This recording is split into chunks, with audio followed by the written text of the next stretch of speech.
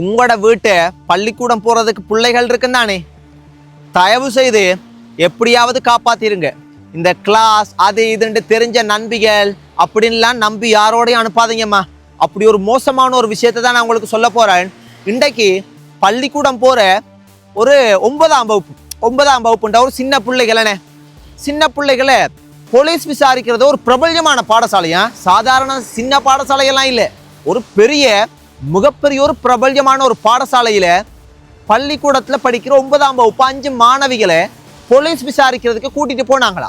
அப்ப நான் என்னத்துக்கடாப்பா போலீஸ் விசாரிக்க கூட்டிட்டு போறாங்க, என்ன விஷயம் இது, என்ன நியூஸ், என்ன செய்தி, அலசி ஆராய்ஞ்சு இதை என்னன்னு இருக்கா பாப்போம்னு தேடி பார்க்க போனா தலையே சுத்துதப்பா. இந்த சமுதாயத்தை கட்டியெழுப்ப முடியுமான்னு கேட்டேன்டா, கடவுள் தான் காப்பாற்றணும். நான் அந்த பாடசாலையினுடைய பெயரை சொல்ல விருப்பப்படல. அந்த மாணவிகள் இருக்காங்க, அந்த மாணவிகள பெயர் விபரத்தையும் நான் சொல்ல விருப்பப்படலை. ஆனா உண்மையான விஷயம் இன்றைக்கு நடந்ததா. அப்ப இந்த விசாரிக்கிறதுக்கு கூட்டிட்டு போன மாணவிகள் 5 பேர் பள்ளிக்கூடம் வருவாங்களா. பள்ளிக்கூடம் வந்தா எவ்வளவு பண்பா இருப்பாங்க, சின்ன பிள்ளைகளே. இவங்க என்ன செய்வாங்கடா, பள்ளிக்கூடம் வாரதே லேட் ஆகி தான் வாருது. வந்தா ஒரு முகங்கால் கழுவுன மாதிரிக்கே இருக்காதா. ஆக்கள் வந்து சும்மா சும்மா சிரிச்சு கொண்டிருக்கிறது, ஆக்களை பார்த்து சிரிக்கிறது, படிக்கிறது இல்லை, வீட்டை ஏதாவது வந்து பாடங்கள் செஞ்சுட்டு வர சொல்லி கொடுத்துருந்தா அதுவும் செய்யறது இல்லையா. மற்ற படிக்கிற பிள்ளைகளை வந்து தொந்தரவு பண்றது, அலட்டுறது, கடும் அட்டகாசம். அப்ப அந்த படிப்பிச்சு கொடுக்குற ஒவ்வொரு ஆசிரியர்களும் இந்த 5 மாணவிகளினுடைய அட்டகாசம் தாங்கலாம்.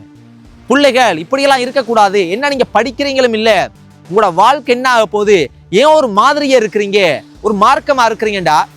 ஆசிரியர்கள் அப்படி கேட்டா ஏதாவது கதைக்க போனா கடன் நக்கல் பண்றது, நையாண்டி பண்றது, சும்மா சும்மா சிரிக்கிறது, படிப்பிச்சு கொடுத்து கொண்டிருக்கும் போது மற்ற பிள்ளைகளை எல்லாம் கடும் தொந்தரவு பண்றது.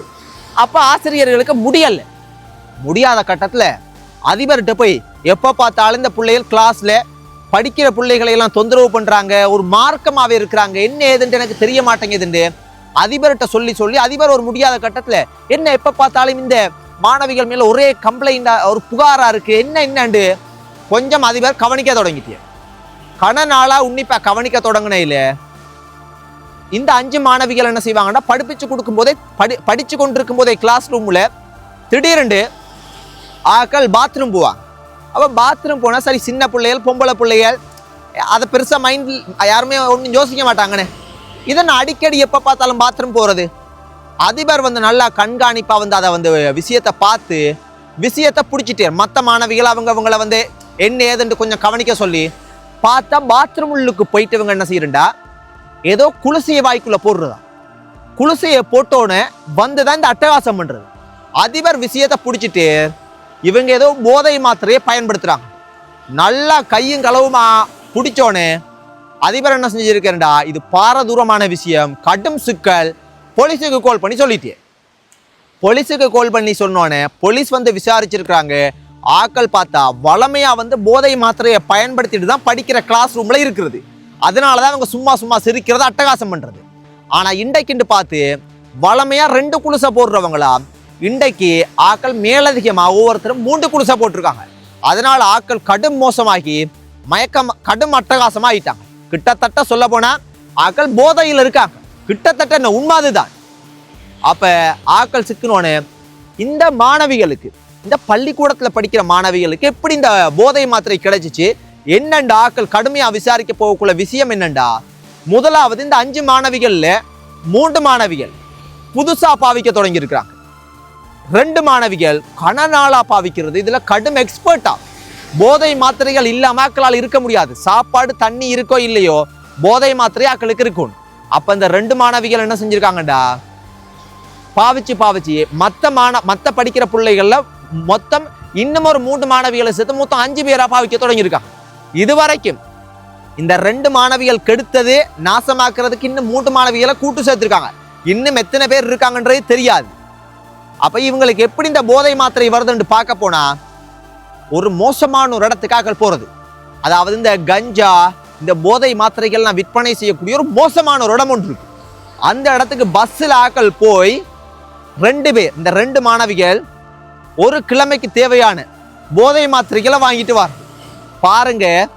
அம்மா அப்பாக்களை ஏமாத்தி அம்மா அப்பாக்கள்கிட்ட சிக்கப்பட இல்லை, கணநாள ஆசிரியர் அதிபர்கிட்ட சிக்கப்பட இல்லை, யார்கிட்டையுமே சிக்கப்படாம நல்ல பிள்ளைகள் மாதிரிக்கு இருந்து போதை கொஞ்சம் ஆட்களுக்கு கூட கூட கூட கூட கூட சிரிக்கிறது அலட்டுறது ஒரு வழியா அந்த அதிபர் தான் இந்த விஷயத்தை பிடிச்சிருக்கு.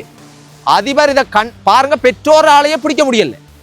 இந்த அதிபர் இந்த விஷயத்தை பிடிக்கலண்டா இந்த பிள்ளைகளினுடைய மாணவிகளினுடைய எதிர்காலம், மற்ற படிக்கிற பிள்ளைகளினுடைய எதிர்காலம், இந்த சமுதாயம் எங்க போகுது? இந்த இந்த இந்த பிள்ளைகளை ஒரு சீர்திருத்த பள்ளிக்கு போட்டு கடுமையான ஒரு மாற்றத்துக்குள்ள கொண்டு வரணும். அதே போல இந்த போதை மாத்திரைகளை விற்பனை செய்கிற ஒரு நபரையும் கடுமையான ஒரு தண்டனைக்குள்ள போட்டால சிக்க வைக்கணும். எவ்வளவு மோசமா போகுது? எப்படி இந்த சமுதாயம் முன்னேற போகுது? பெற்றோர்களே, உங்களோட பிள்ளைகள் எப்படியாவது காப்பாத்துங்க. அதை தான் சொல்ல முடியும். எனக்கு தெரிஞ்ச இந்த சமுதாயம் கிட்டத்தட்ட கதை முடிஞ்சு இருக்கிற கொஞ்ச நெஞ்ச பிள்ளைகளும் என்ன நடக்க போதோ தெரியல. இந்த கிளாஸுக்கெல்லாம் மேலதிக வகுப்புக்கெல்லாம் அங்க இங்கண்டு அனுப்பாதீங்கம்மா.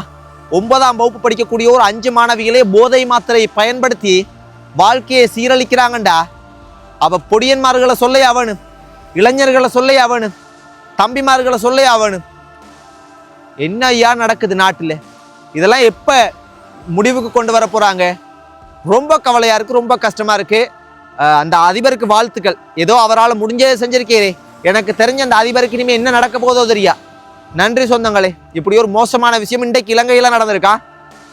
பாடசாலையினுடைய பெயரை சொல்ல விருப்பப்படையில் பெற்றிய பிரபல்யமான பாடசாலை. பெயர் பிரபல்யமா இருந்த என்ன பிரயோசனம்? படிக்கிற பிள்ளைகள வாழ்க்கை நாசமான. நன்றி சொந்தங்களே, நன்றி.